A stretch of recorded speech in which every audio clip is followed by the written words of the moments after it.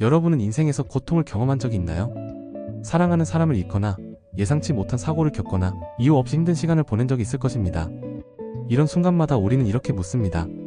왜 하나님은 이런 고통을 허락하실까? 오늘 소개할 책 파트 어만의 고통, 인간의 문제인가 신의 문제인가는 바로 이 질문을 탐구하는 책입니다. 성서학자인 어만은 신앙을 가진 사람이었지만 결국 신정론, 즉 고통과 신의 존재 문제를 해결하지 못하고 무신론자가 되었다고 합니다. 그가 고민한 질문과 그 답을 함께 살펴볼까요? 1장 성경이 말하는 다양한 설명. 성경은 고통의 이유를 하나로 설명하지 않습니다. 오히려 아래와 같은 다양한 관점이 공존합니다. 1. 죄에 대한 벌, 고통은 인간의 죄에 대한 하나님의 심판이라는 해석이 있습니다. 예를 들어 구약의 출애굽기나 신명기에서는 이스라엘 백성이 하나님의 계명을 어길 때 전쟁이나 기근 같은 고난이 닥친다고 합니다. 2.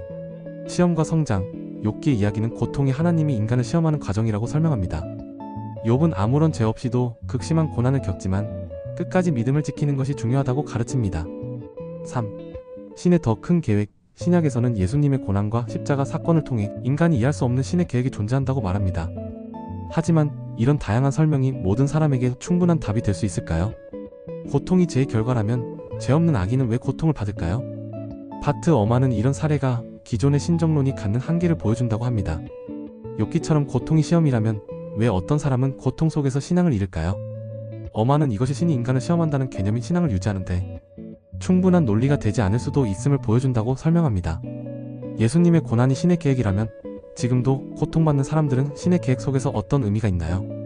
어만은 신의 더 큰 계획을 믿는 것이 쉽지 않으며 이것이 오히려 신 존재에 대한 회의를 불러올 수도 있다고 말합니다. 결론, 우리는 어떻게 이해해야 할까? 바트 어만은 고통, 인간의 문제인가 신의 문제인가에서 우리가 흔히 알고 있는 신정론이 충분한 설명을 제공하지 못한다고 주장합니다. 그리고 그는 결국 이런 문제들로 인해 신앙을 떠나게 되었다고 고백합니다. 하지만 이 책의 핵심은 단순히 신은 없다고 말하는 것이 아닙니다. 오히려 우리가 너무 당연하게 받아들이던 신과 고통의 문제를 다시 깊이 고민하게 만듭니다. 여러분은 어떻게 생각하시나요? 신앙을 가진 분들도 그렇지 않은 분들도 함께 이 주제에 대해 고민해보면 좋겠습니다. 여러분의 생각을 댓글로 남겨주세요.